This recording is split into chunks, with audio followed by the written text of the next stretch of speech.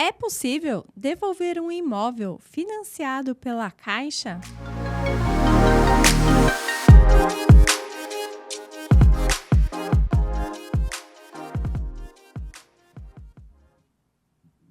Olá, eu sou Fabiana Maia, jornalista do grupo SP Imóvel.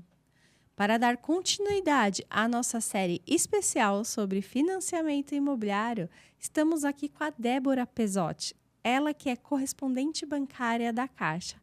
Débora, seja bem-vinda. Obrigada, Fabi, mais uma vez pela oportunidade. Débora, os internautas têm me mandado bastante pergunta e entre elas é possível devolver um imóvel financiado pela Caixa? Fabi, você sabe que tem muita gente que tem essa ideia partindo da premissa do financiamento de veículo, né? Às vezes a pessoa faz um financiamento, não aguenta pagar, vai lá na loja, negocia, devolve o carro e acha que com o imóvel é a mesma coisa.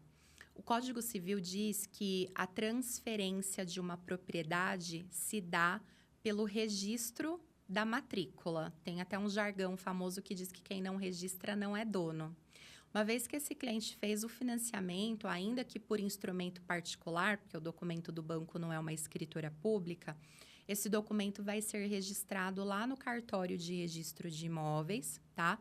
Com a alienação fiduciária em favor da Caixa, ou seja, esse próprio imóvel, objeto do financiamento, está em garantia pelo valor da dívida contraída por aquele cliente. Então, o imóvel está em nome desse cliente, porém, em favor do banco. Quando é que esse imóvel vai passar a ser dele de fato? Quando ele quitar, o banco vai fornecer um termo de quitação para ele ir lá no cartório e dar baixa na alienação fiduciária. Paga uma taxa lá que varia de acordo com o valor financiado e ele faz a baixa dessa alienação. Enquanto não tiver quitado, a alienação vai continuar, tá? E se o imóvel já está registrado em nome dele, não é possível devolver esse imóvel para o banco. O banco não aceita de volta e nem é possível, de acordo com a lei, tá?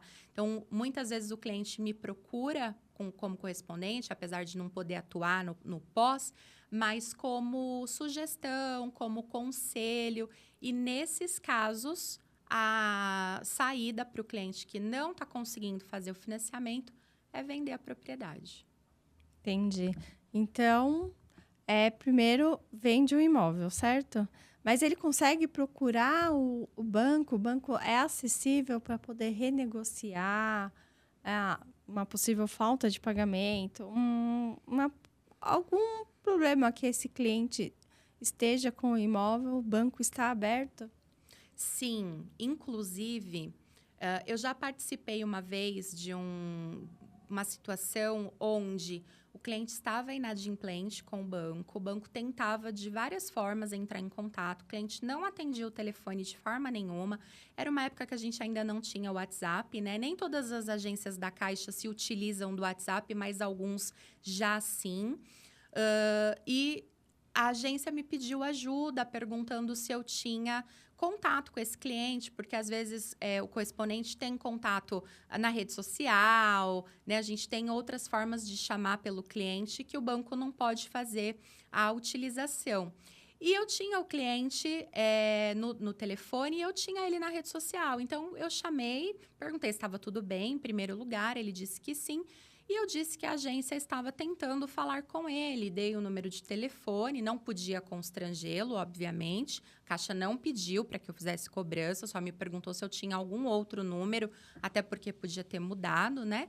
E aí ele falou para mim, ele falou, eu estou devendo, estou tentando vender um carro para poder quitar. E eu disse, então entre em contato com a agência e dá essa satisfação. Fugir, não atender, não é a melhor saída. E sim, se hoje em dia é possível fazer quase tudo pelo internet banking, pelo aplicativo, hoje em dia os clientes já não precisam mais ir à agência para quase nada, Nesses casos, é importante que ele vá até uma agência, procure um gerente. Tem, sim, várias situações. Ele pode utilizar o FGTS dele para amortizar parte de parcela. Não vai reduzir do saldo devedor, mas vai dar um fôlego para ele. Afinal de contas, o FGTS pode ser utilizado para amortizar até 80% da parcela em 12 meses.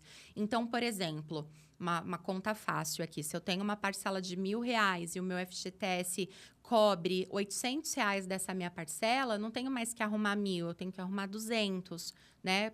Já é uma grande ajuda para quem está no momento de dificuldade. Exatamente. É possível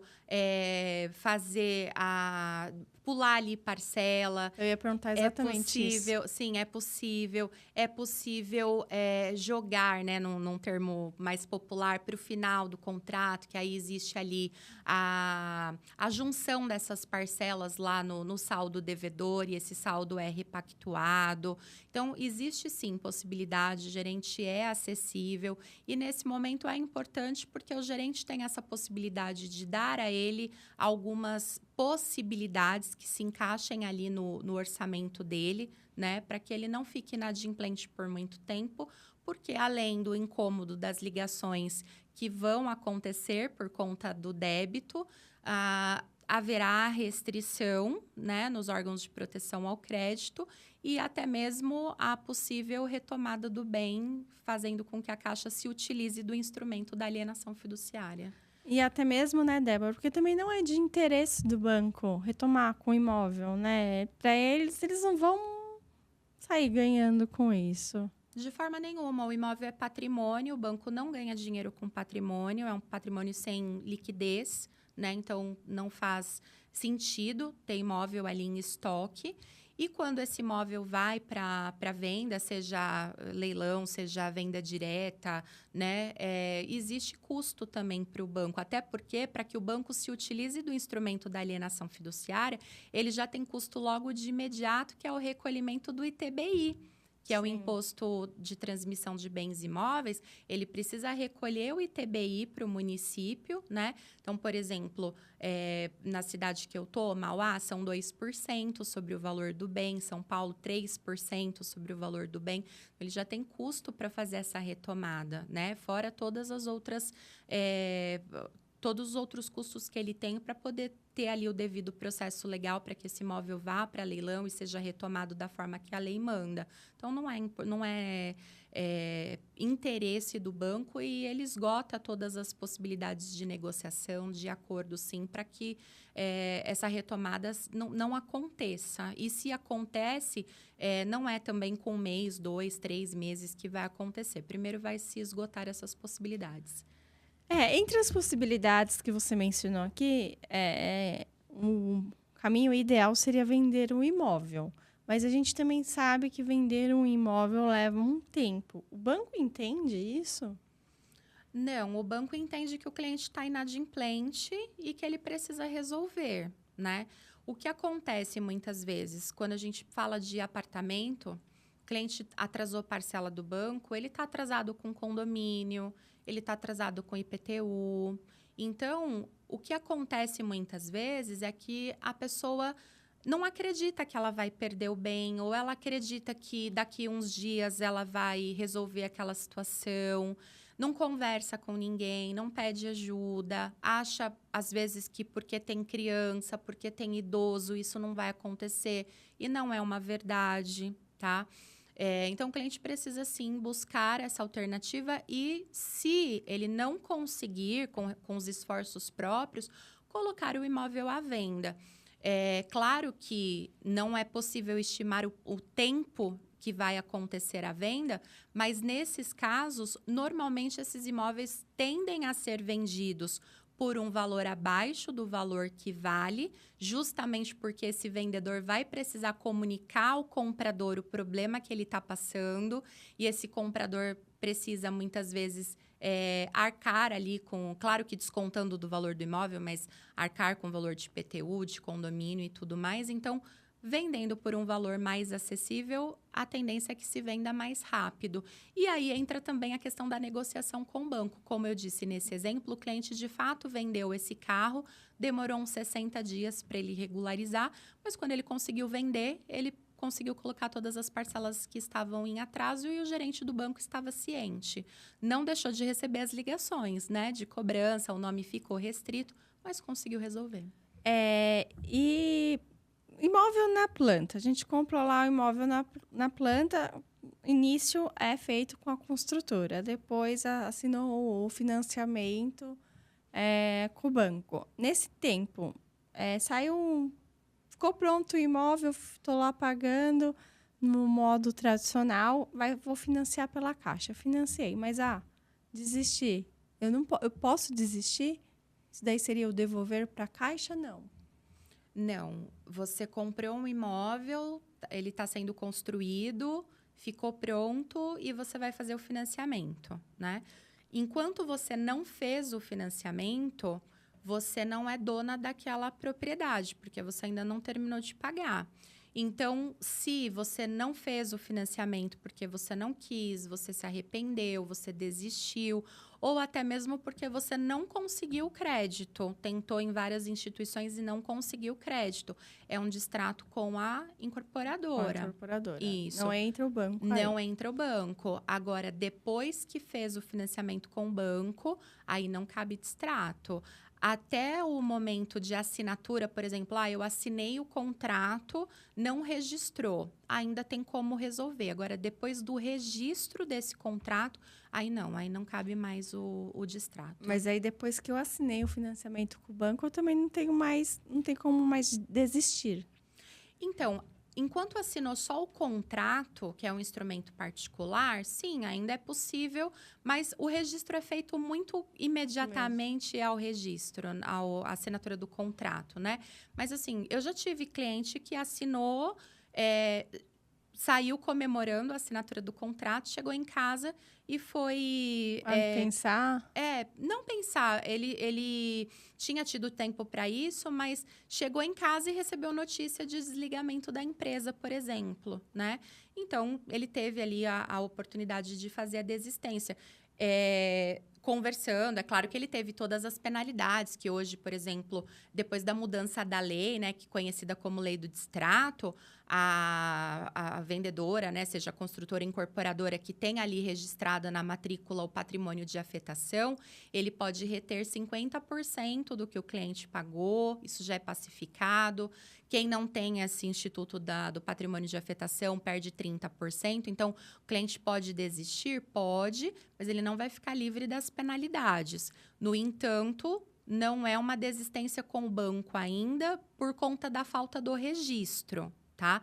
Agora, depois do registro, aí não cabe distrato. Aí, se ele não quiser dar continuidade, ele precisa fazer a venda. Entendi. E só para finalizar, então, tem o meu imóvel lá. Não preciso nem estar com nada atrasado, estou com as parcelas lá em dia. Se eu perder o emprego, o ideal é renegociar a dívida com o banco, falar, olha, perdi o emprego, vou tentar vender esse imóvel para não ficar com débito com o banco. Esse seria o caminho correto. Isso. Aí vai depender da situação de cada um. Por exemplo, no programa Minha Casa Minha Vida, existe ali o fundo garantidor, existe a possibilidade do cliente ainda ficar um tempo sem fazer pagamento. Quando a gente vai para o SBPE, não tem isso, mas tem possibilidade de negociar. Depende também de quantas pessoas compuseram o financiamento, né? Se é uma pessoa sozinha, é mais difícil. Se tem mais gente compondo ali, não é um motivo, né, de repactuação. Existe também a situação se esse cliente tem alguma reserva, se ele tem direito a seguro-desemprego. Então, vai depender muito da necessidade de cada cliente. E no caso de morte ou invalidez, também não conta?